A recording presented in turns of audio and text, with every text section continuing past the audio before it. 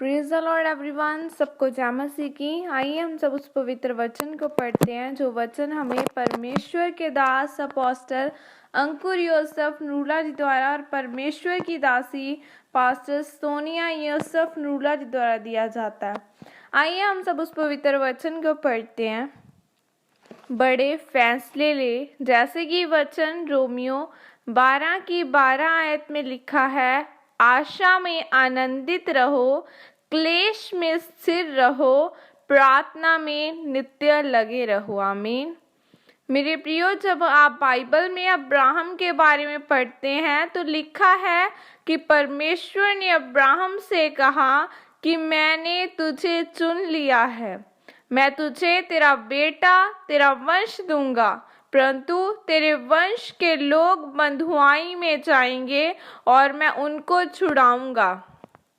Bible में लिखा है कि अब्राहम से इसहाक पैदा हुआ, इसहाक से याकूब पैदा हुआ और याकूब का वंश पैदा हुआ और याकूब का वंश मिस्र देश में परदेसी हो गया। परमेश्वर ने अब्राहम से कहा कि मैं उन्हें 400 वर्ष बीतने पर छुड़ाऊंगा। मेरे प्रियो, परमेश्वर की भविष्यवाणी 400 वर्ष की थी, लेकिन इज़राइलियों को मिस्र देश में 430 वर्ष हो चुके थे। याद रखें, कोई भी भविष्यवाणी अपने आप पूरी नहीं होती। परमेश्वर ने देखा कि 400 साल बीत चुके हैं, लेकिन इनमें से किसी एक भी जन ने प्रार्थना नहीं की कि परमेश्वर हमें छुड़ा। तब परमेश्वर ने राजा के मन को कठोर किया और उसके मन में डाला कि वह उनको तंग करे। फिर राजा ने सभी इज़राइलियों पर काम का बोझ डालकर उनको तंग करना शुरू कर दिया। बाइबल में लिखा है कि जब इज़राइली लोग तंग हो गए तब उन्होंने परमेश्वर की दुहाई देनी शुरू की। तब परमेश्वर ने अपने दास मूसा को अपने लोगों को छुड़ाने के लिए भेजा और उन्हें एक ही रात में मिस्र की गुलामी से छुड़ाया। मेरे प्रियो, जो वायदे परमेश्वर ने आपके साथ किए हैं वह कभी भी अपने आप पूरे नहीं होंगे। आपको उन वायदों को पूरा होते हुए देखने के लिए लड़ना पड़ेगा। लेकिन एक बात हमेशा याद रखें, आपकी लड़ाई किसी इंसान के साथ नहीं बल्कि शैतान और अंधकार की शक्तियों के साथ है, और शैतान के साथ लड़कर ही आप अपनी कमजोरियों परेशानियों पर विजय पाएंगे। लेकिन विजय पाने के लिए आपको बड़े फैसले लेने की जरूरत है। मेरे प्रियो, आपको कई बार लगता होगा कि आपकी परेशानी, मुसीबत, बीमारी बढ़ चुकी है, लेकिन याद रखें, यह वह समय होता है जब आपको परमेश्वर की ओर से चमत्कार मिलने वाला होता है।